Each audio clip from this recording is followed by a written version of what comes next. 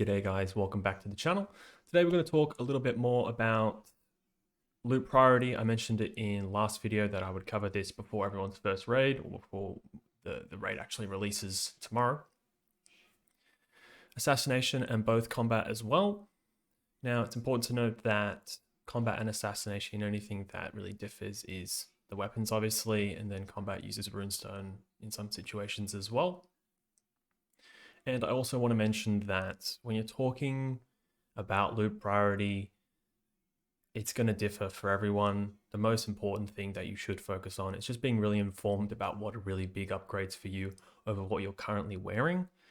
Obviously, in a full biz setup, the comparisons become a lot clearer, but you're just going to have to take what I'm saying with a grain of salt and just be a little bit more intuitive in referring that to sort of what you're wearing as well. For example, if you were wearing tier legs, the legs of the Broken Beast are going to be a much bigger upgrade than if you were wearing Cunning Deception, things like that. So just take everything with a grain of salt and apply it to your own unique set of circumstances.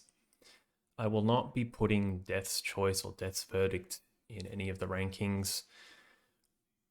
It's one of those items where, in most cases, leadership or a loot council are going to be giving this to the player and not the class.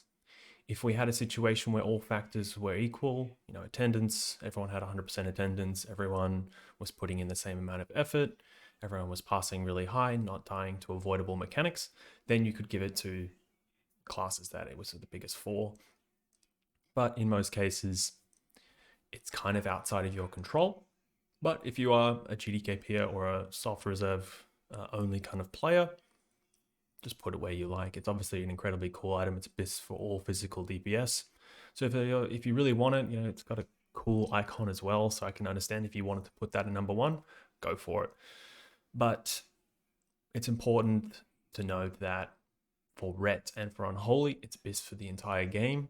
So there's a good chance if your Ret or your Unholy has perfect attendance, they're really great players, that there's good arguments to be made that it goes to them, as it is the biggest DPS upgrade for them, and they would use it for the longest as well.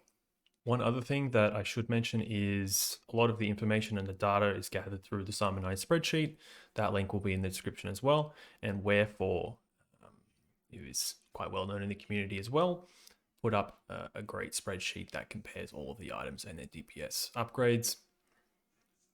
And I've sort of just compiled that into a more concise form while also taking into account what other items are best for other classes and how that would affect your own priority as well. Obviously, you could say that leg wraps of the Broken Beast are a huge upgrade, but they are only best for rogues and they'll go to rogues in every single scenario. So you wouldn't really put that very high on the priority, for example. So for our rank 1 spots, highest priority for combat, we're going to put the 272 Cloak, but you have to keep in mind that what your guild is like. If you think you can get a flawless run every week, then by all means put this up there really high on the list. It's an incredibly sought after item, best for everyone, depending on your class and the cloak that drops.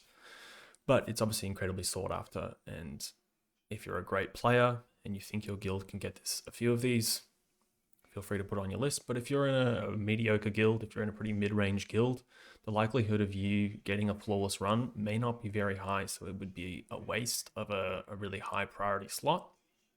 So just take it with a grain of salt. Keep in mind that the 10-man one also drops and is marginally close. I think it's probably 50 to 100 DPS. And there is a BOE cloak as well, which would be third best for combat, to also keep in mind as well. Next, I would put Band of Callous Aggression. Bis for Hunter, Ret, Feral, Rogue, Warrior, Enhance. Everybody wants this, so I would be putting it up really high on my priority. That's kind of how I like to do my priorities. If everybody wants it, it just means more and more people are going to be putting it on their list, and you're going to be competing with more and more people. And this is just one of those items where everyone wants it, despite it not maybe being their main stat at having agility. your warriors and your reds are still going to want it as well. So it just makes it a very highly sought after item and is a massive upgrade for you as well. I just realized I've got it on the assassination page. We're discussing combat. Next, we're going to put on number 3 is the weapons.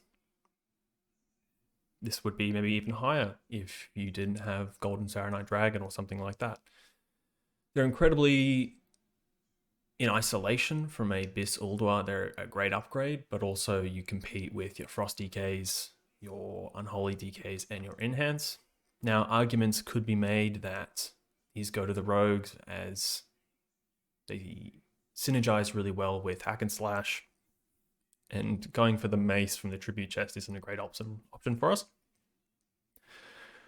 Your Frost DKs could use the mace. The Unholy, it's not as big as for them. They could also maybe go the mace as well. And the Enhance only use this Hellscream Slicer in their offhand. And as far as the offhand, don't put this very high on your priority. You're the only one who will be wearing this. We are specifically talking about Hellscream Slicer or the main hand one. Obviously, this is all from a Horde perspective, so if you are an Alliance player, just convert it accordingly. The names are, in most cases, pretty similar or quite apparent what item I'm talking about. Next, I would put Belt of the Pitless Killer. An incredibly strong item and a really large upgrade over, what's it called, Cinch. If you don't have Cinch, it's an even bigger upgrade, but now if you have Sidereal Lessons, you can just be farming your H++ and getting this really nice and quickly. Next, we have Charge of Eredar. Again, this is one of those items where it's incredibly strong across the board for a lot of classes. Enhance, Ret, Hunter, Feral, and your Rogues. It's for all of you guys. So naturally, we'd like to put our hat in the ring nice and high up on our lists. But in saying that, if you have Pendulum from General Vezax in Ulduar, do not put this very high on your list. It's about 40 DPS, I believe, of an upgrade. So putting a 40 DPS upgrade at number 5 on our list isn't the smartest thing to do. But if you have second best, if you like Seed of Budding Carnage, or you have Nymphheart, Joker, whatever it's called, definitely put this nice and high up on your list, as it is a massive upgrade of, I think, over 100 DPS. And next up, we have Tear. I would recommend using Tear. I know is something that drops every week. But here we're talking specifically about the 258, the Regalia that drops from the Tribute Chest. 2 can drop every week, and you can get an additional 2 depending on how many wipes you have. The fact of the matter is, even if you've got 4 every week, now I can't remember the math off the top of my head, but there is simply not enough 258 tier, depending on the length of the tier. Bit of a mouthful. For everyone to get full 258. So get the important pieces and then share it around a little bit. I would recommend getting the Helm as a priority. Really, really strong item, and the expertise is quite nice as well, as we don't get it from too many other sources. The gloves are another really good choice, and the shoulders are another good choice as well. If you had to pick any of them, I would probably, if you only had to pick one, I would pick the Helm as a priority. And look, from there, everything else is minor upgrades, things that you can wait to get or you can share around. Solar Bindings, if you had, the tier and stuff, would sort of overcap you on expertise, so isn't a great choice, especially if you have shoulders, Helm, you have Cinch, and you also have Solar Bindings. You're going to be way over expertise cap.